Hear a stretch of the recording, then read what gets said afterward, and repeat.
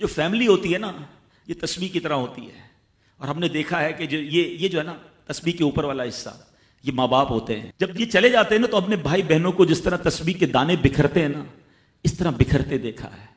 جب تک ماں باپ ہیں پہلے تو ان کی برکتیں لینا، اور جب یہ چلے جائیں نا تو یہ دانے بکھرنے مت دینا، جوڑ کے رکھنا اپنی فیملی کو.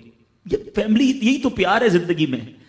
تھوڑے سے پیسوں کے لیے بھائی بہن لڑتے ہیں، جائیداد کے لیے بھائی بہن لڑتے ہیں، تھوڑے کاروبار کے لیے لڑتے ہیں. ارے قربان کر دو، کوئی بات نہیں، بھائی کو تھوڑا زیادہ چلا جائے، بہن کے میری بہن کے گھر میں ہی جا رہا ہے نا، یہ تیرا ہے، یہ میرا ہے، نہ کیا کرے. یہ گھر کی محبتیں آپ کو بہت ساری بیماریوں سے بچاتی ہیں. حدیث پاک میں آتا ہے جس کا مضمون ہے جو چاہتا ہے کہ اس کی زندگی میں اضافہ ہو جائے، عمر میں اضافہ ہو جائے، بری موت سے بچے، اسے چاہیے کہ وہ صلہ رحمی کرے. صلہ رحمی کیا ہے؟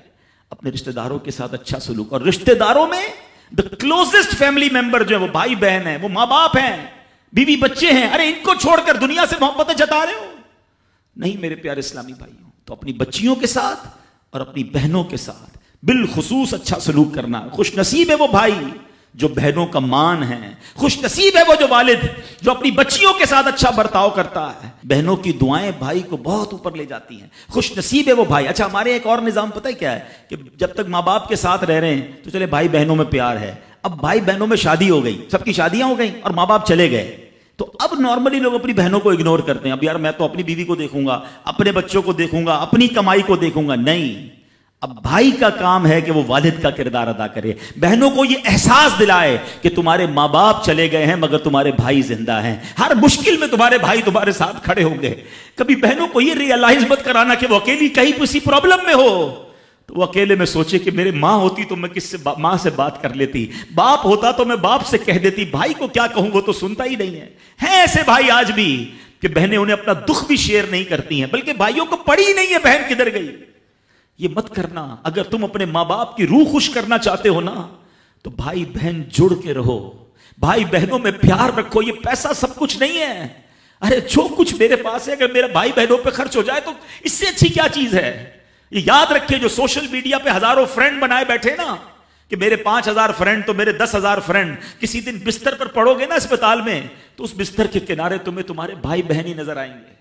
وہ سوشل میڈیا والا تمہارا جو سارے دن چیٹنگ جس کے ساتھ واٹس ایپ پہ لگے ہوئے ہو نا گروپ میں، کوئی نظر نہیں آئے گا. جب تمہارے گھر میں کوئی بچے کا پرابلم ہوگا، آدھی رات کو اگر تمہارے گھر کوئی آ کے تمہیں دلاسا دے گا تو تمہارے بھائی بہن ہوں گے. بہنوں کو حقیر نہ سمجھنا، یہ ان لوگوں کے لیے بھی درس ہے. اسلام جب نہیں آیا تھا نا تو بہنوں کے حقوق نہیں تھے، ان کو کوئی ورثے میں حق نہیں دیتا تھا، بہنوں کی شادیاں نہیں کرواتے تھے. مگر آج بھی کچھ قبائل سنا ہے ایسے ہیں، آج بھی بدبخت کچھ لوگ ایسے ہیں جو بہنوں کے حق دبا لیتے ہیں. ارے بہنیں تو غم گسار ہوتی ہیں، بہنیں تو بھائیوں کا مان ہوتی ہیں. ارے بہنیں ہوتی ہیں تو گھر میں رونق ہوتی ہے. ارے بہنوں کو عزت دیا کرو، بہنوں کو پیار دیا کرو. اللہ کے حبیب فرماتے ہیں ایسا بھی ہوا کہ کچھ لوگوں کی ماں باپ جلدی چلے گئے، اب بھائی پر بہنوں کا بوجھ ہے. ایک صحابی کے بارے میں آتا ہے ان کی 6 یا 7 بہنیں تھیں اور سبحان اللہ وہ اپنی بہنوں کو انہوں نے پالا، اپنی بہنوں کو باپ بن کر پالا، ان کے بالوں میں کنگھی بھی کرتے تھے. اور جب بہنوں کی شادیاں ہو گئیں، بہنیں بڑی ہو گئیں، اپنی شادی تاخیر سے کی اور شادی بھی کسی بیوہ سے کی.